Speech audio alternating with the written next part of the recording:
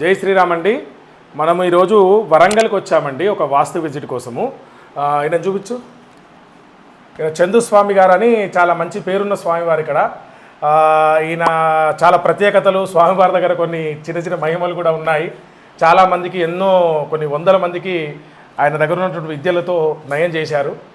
అయితే ఈ చందుస్వామి గారు ఇక్కడ ఒక అమ్మవారిని దగ్గర నాన్న చూపించు బ్రహ్మాండంగా ప్రతిష్ఠ చేశారు.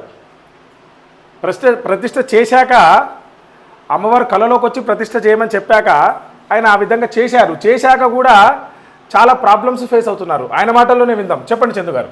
నమస్తే అండి. నేను అమ్మవారి కళలోకి వచ్చినట్టు ప్రతిష్టాపన చేసుకోమని అన్నది.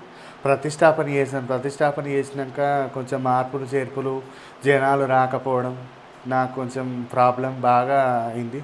స్వామివారిని సందర్శించాను. స్వామివారిని పిలుచుకొని ఈరోజు వాస్తు ప్రకారం చూపించుకొని అమ్మవారి ప్రతిష్టాపన లోపం ఏమైనా అయిందా, కొన్ని డబ్బులు ఖర్చు పెట్టి నేను అమ్మవారి ప్రతిష్టాపన చేసినా కానీ మరి అమ్మవారికి ఇంకా తక్కువైందా, ఏమైనా కాలేదా అని స్వామివారిని పిలుచుకొని ఈరోజు చూపించాను.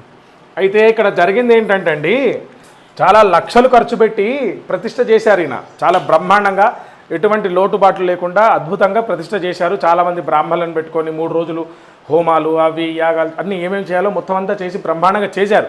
కాకపోతే ఏంటంటే ఇక్కడ పైన ఈ ఇంటికి చుట్టుపక్కల ఉన్నటువంటి వాస్తు దోషాలు చాలా చూడడం జరిగింది. అది ఆయనకు మనం లైవ్గా చూపించడం కూడా జరిగింది. కాబట్టి అమ్మవారిని ప్లేసింగ్ చేసే విధానము కానీ, అమ్మవారు ఇది యాక్చువల్ ఏంటంటే సగం ఇల్లు సగం గుడి అన్నమాట.